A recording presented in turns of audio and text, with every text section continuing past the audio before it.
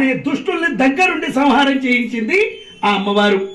ఆ ఆదిశక్తి స్వరూపిణియే నేటి కలియుగంలో కలౌ వాసవి కన్యక, శ్రీ వాసవి కన్యక పరమేశ్వరి అనేటువంటి పేరుతో ఆర్య వైశ్యులకి కులదేవతగా, విశ్వ ప్రజలకి ఆరాధ్య దేవతగా ఆ అమ్మవారు అవతరించింది.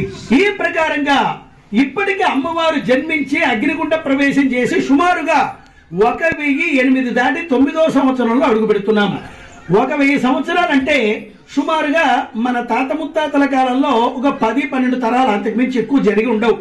ఈ అమ్మవారు జన్మించి అగ్నిగుండ ప్రవేశం చేసినటువంటి క్షేత్రం ఆంధ్రప్రదేశ్లో ఉన్నటువంటి పెనుగొండ అనేటువంటి మహాక్షేత్రం.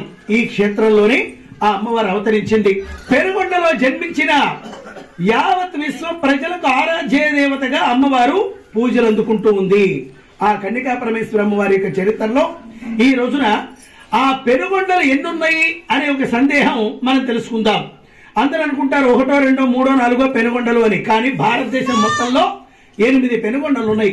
ఎక్కడెక్కడ ఉన్నాయి ఈ పెనుగొండలు అంటే ఆ అమ్మవారి పెనుగొండల్లో అమ్మవారు జన్మించి పెరిగి పెద్దదయ్యి అగ్నిగుండ ప్రవేశం చేసినటువంటి పెనుగొండ మనకి పశ్చిమ గోదావరి జిల్లా పెనుగొండ. అక్కడే అమ్మవారు జన్మించింది, అక్కడే అమ్మవారు గుండ ప్రవేశం చేసింది. ఇక పుట్టపర్తి దగ్గర అనంతపురం జిల్లాలో 2వ పెనుగొండ ఉన్నది.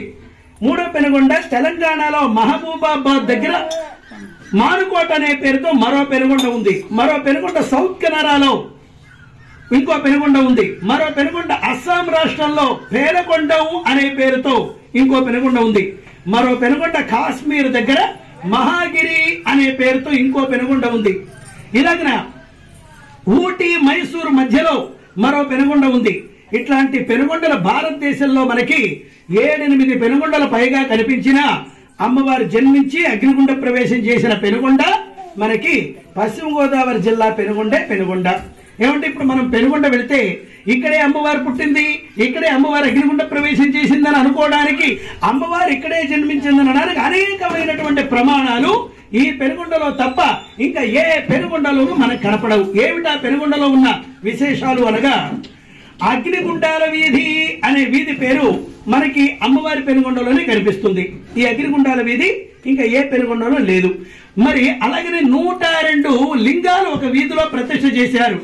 ఆ లింగాల ఉన్న వీధి పేరు లింగాల వీధి అనే పేరుతో ఇప్పటికీ ఉంది. అలాగే 102 చెరువులు నిర్మాణం చేశారు.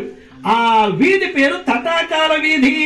ఇప్పటికీ కూడా ఆ వీధి ఈ పెనుగొండలో తప్ప ఇంకా ఏ పెనుగొండలోనూ నిదర్శనాలు మనకు కనపడవు. కనుక ఇదే అమ్మవారు జన్మించిన పెనుగొండ, ఇదే అమ్మవారు అగ్ని ప్రవేశం చేసిన పెనుగొండ అని మనం పరిపూర్ణంగా విశ్వసించడానికి కారణం.